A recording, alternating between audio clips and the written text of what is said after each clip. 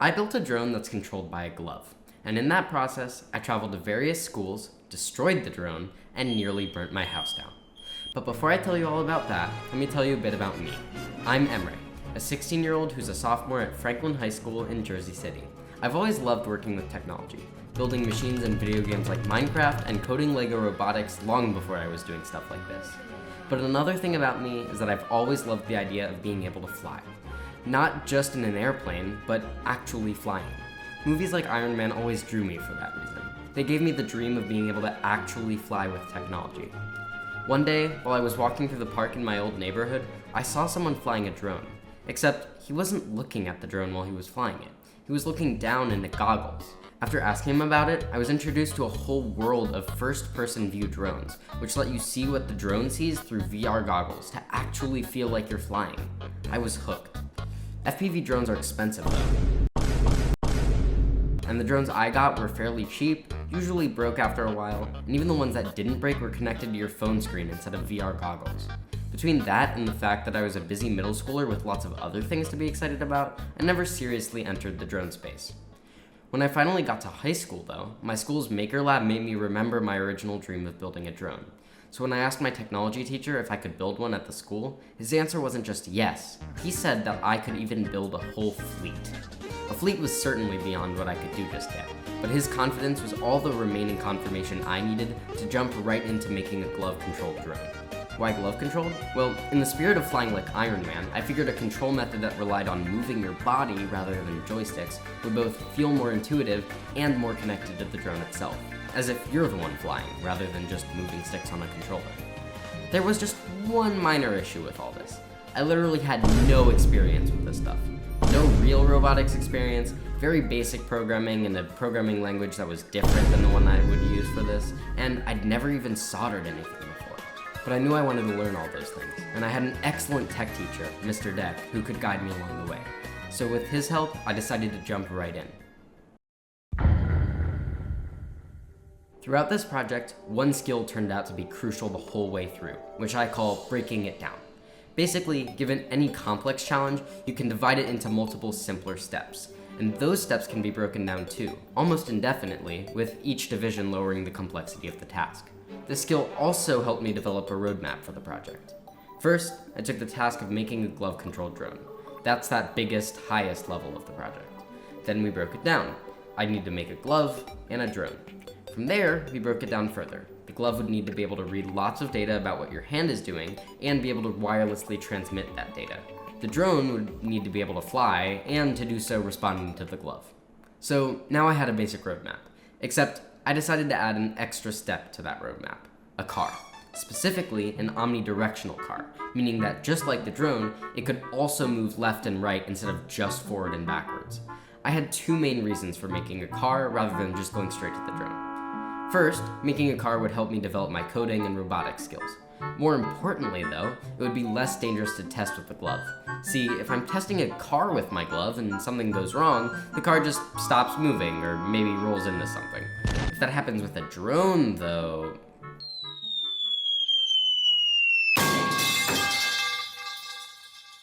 it could end badly. I wrote some code for the different driving directions, laser cut a frame out of wood to mount everything to, and wrote a bunch of code to connect it with Bluetooth so I could control it from my laptop.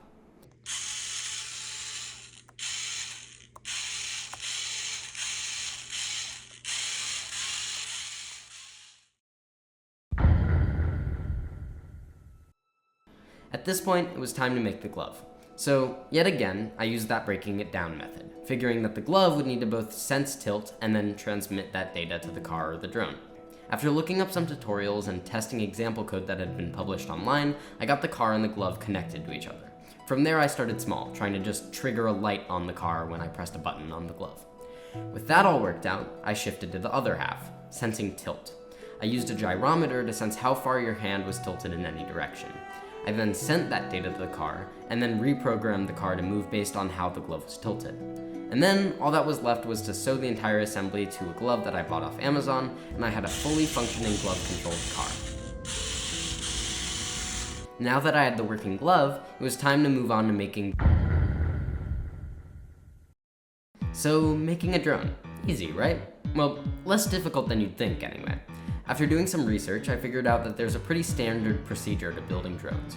There's also lots of guides out there which walk you through it, so I found some parts that looked good and ordered them. Then it was time to actually build the thing. In case you haven't built a drone before, let me tell you how they work. There's 8 major parts to a drone: the flight controller, motors, propellers, radio, receiver, battery, and the frame. Each of those do the different things that I put up on screen instead of droning on about. But together they all work to make a drone, well, drone. You can add extra stuff on there too, but those are all the necessary bits. After putting it all together, then realizing I'd done it wrong and redoing it a few times, I had a fully assembled drone.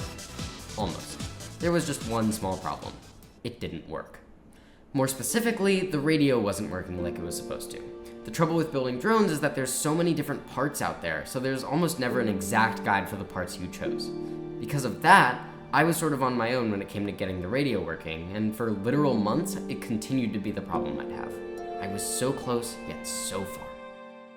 In the meantime though, I took a detour to Columbia University. Specifically, their Fab Learn Makers Conference, where techie kids like myself present about all the stuff they've been working on.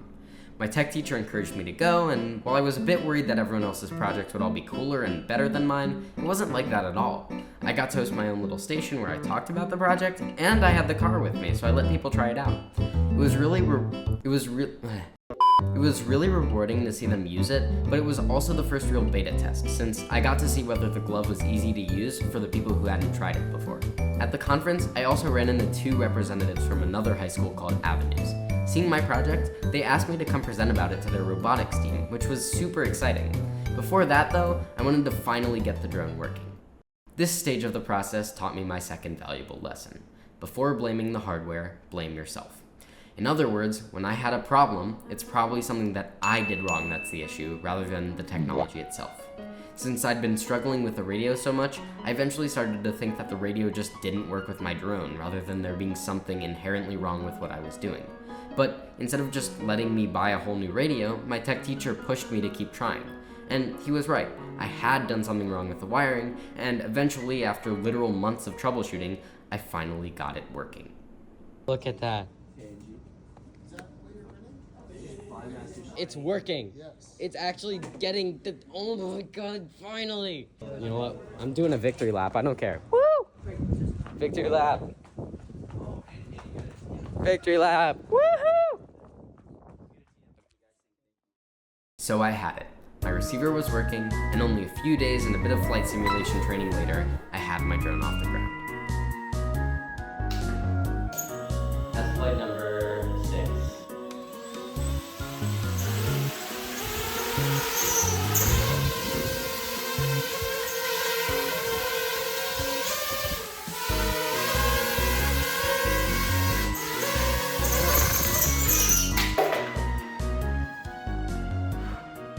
With my new drone, it was time to head over to Avenues to give a presentation about the work I'd done so far. I hadn't really had too many opportunities to fly it before then, and the times that I did were suboptimal.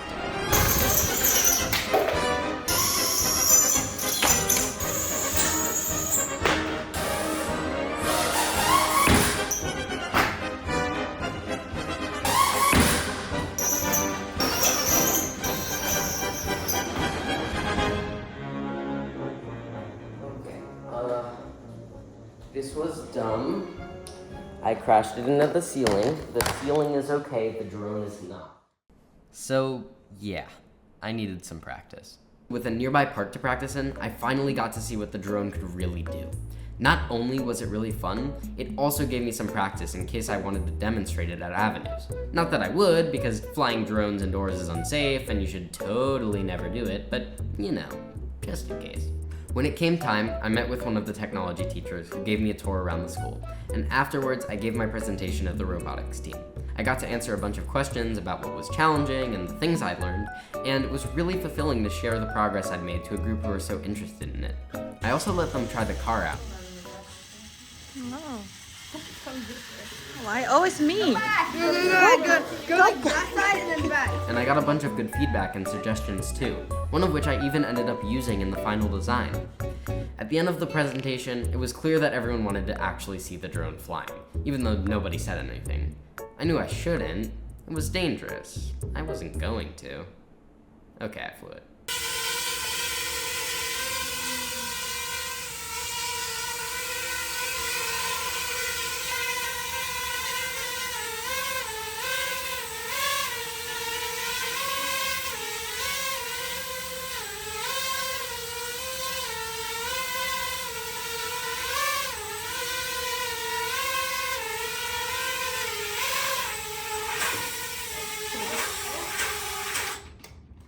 Wow. As you can see, I did not crash it. I knew I wouldn't crash it. Definitely never done that before. But yeah, great success. Finally, I had everything I needed to start. Okay, same deal. Complex thing, break it down, bada bing, bada boom. I somehow needed to make my drone respond to the glove. The most direct way seemed to be just replacing the drone's receiver with a microcontroller like the one that was on the car, and having it tell the drone what to do based on what the glove was doing. Typically, a drone receiver has a very complex pattern of electrical signals that it puts out to tell the drone what to do. This pattern is read by the drone, and it tells it whether to go forward, backwards, or crash into a tree. Since that pattern is super complicated and precise, reverse engineering it was way beyond my pay grade. I thought that maybe someone else had done it though, but it turned out that that was a pretty niche ask, so no dice. There was a YouTube video of a guy who managed to control a drone using a microcontroller, but I couldn't figure out how to implement his code with my setup, so that wasn't going to work. But what if I didn't have to control the drone directly? What if, instead, I could control the radio with the glove? Somehow, I'd need to take over the joysticks of the radio, making them move based on how my glove did. But I didn't really want another moving part that could fail. After doing some research, I found out that I might even be able to skip joysticks entirely. Joysticks work by outputting a voltage based on how they're tilted. So all the way up might be 3 volts, halfway might be 1.5, and all the way down might be 0. If I was able to generate those voltages from a microcontroller and just connect it where the sticks should be connected to, I might be able to trick the radio into thinking that the sticks are moving when really it's just my glove. I wrote some code to put out a voltage based on the glove's tilt, and it worked. Looking at the receiver's outputs, I could see my glove's tilt was being detected by the drone. All I had to do now was program my glove to control the drone. Right now, my glove worked in 2 directions, which was fine for the car. But a drone introduced a 3rd dimension, up and down. In order to do that, I decided to have it so that when your hand is closed, it would control the height, while having your hand open would control the horizontal movement, while automatically keeping the height stabilized.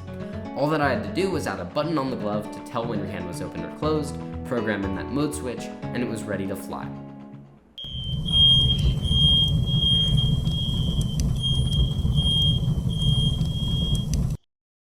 Or not. My drone decided that now, of all times, was the perfect moment to spontaneously combust. So, my drone battery caught on fire. You can hear the alarm in the background right now. It's loud as heck. Dude, oh my god, that was so scary. Like, some stuff in my room caught on fire, and then, oh my god. Okay, so, I'm still a little bit, shaken up from that. Oh, holy moly, my throat burns. But yeah, no, dude, I wonder if the other battery's okay. The other battery was not, in fact, okay. Let me explain what happened. As you can imagine, the batteries that drones need to use are really, really powerful. Unfortunately, that means that if even a tiny thing goes wrong, that power gets let out all at once in an explosion. Remember back in 2016 when all the Samsung phones were exploding and they banned them off airplanes? Same deal. In my case, I didn't plug in the balance connector while charging it, which you're really supposed to do. But all the warnings and the instructions were in Chinese, so I didn't exactly know that. So it's no wonder that halfway through the 17th time I charged the battery wrong, I heard a pop, looked over, saw that the battery had swelled to 3 times its original size before spraying sparks all over my bedroom and then promptly blowing up. Even though I lost a chunk of my rug, the batteries, and my otherwise pristine floor, I'm lucky that my house isn't in ashes right now. At the time, I hadn't even realized how dangerous it really was. These batteries are made of lithium, and when lithium catches on fire, it's self-fueling. That means you can't stamp it out, and it could even go on in a vacuum. My best guess as to why it didn't do that this time is that in the giant explosion I saw, nearly all of the energy went in one go, which meant that there wasn't any more battery to be on fire. Had that not happened and the battery had exploded less explodily, there was a good chance that we wouldn't have been able to put the fire out and our house actually would have burned down. So, lucky me, I guess. Oh, by the way, the drone was okay. I was charging the batteries outside the drone, although I actually usually didn't do that, I just got lucky this time, so the batteries were the only casualties here. Anyway, 2 batteries off Amazon later, now it was time to see if all this worked.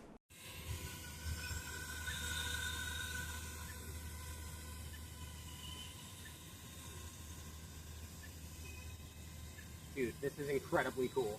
Okay, yeah, it's working. Oh my god. Oh my god, I did it. Yeah, so like backward, come over to me. Come over to me, and then go like forward maybe. Left, right, yeah. I mean, it's responding to my hand. This is all working. Holy crap.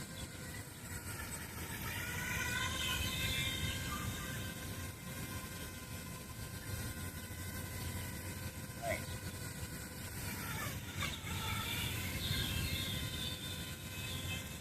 Bring it down. Alright, disarm it. Beautiful.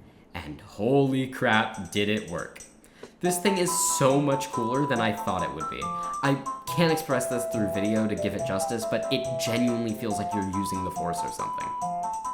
So, I finally done it. Over the course of 2 years, I learned all kinds of skills, gained lots of useful experience with the design process, and almost committed a little bit of arson too. And I really did learn a lot of skills. I'm putting up just a few of them now, but it's really crazy just how much you can learn by picking a project and then just going with it. I think the most important things I learned how to do were that breaking it down strategy, asking for help, and picking a project that I really cared about. The breaking it down strategy made each problem I had into something manageable, which was essential for a newbie like me. Being able to ask for help was really important too, especially from an experienced mentor like Mr. Deck. Since I wasn't an expert in what I was trying to do, being able to reach out for support when I needed it is how I learned those things. Lastly, picking a project that I knew I cared about was vital. When something wasn't working and I felt like I'd tried everything, it was really hard to find the will to keep going. But having a project that I was really excited about let me do just that. So, what's next? I'll probably find a new project to sink my teeth into. Whatever I do though, it'll be something that I'm interested in, something that will definitely give me hours of frustration, and something that'll be pretty awesome too. Thanks for watching.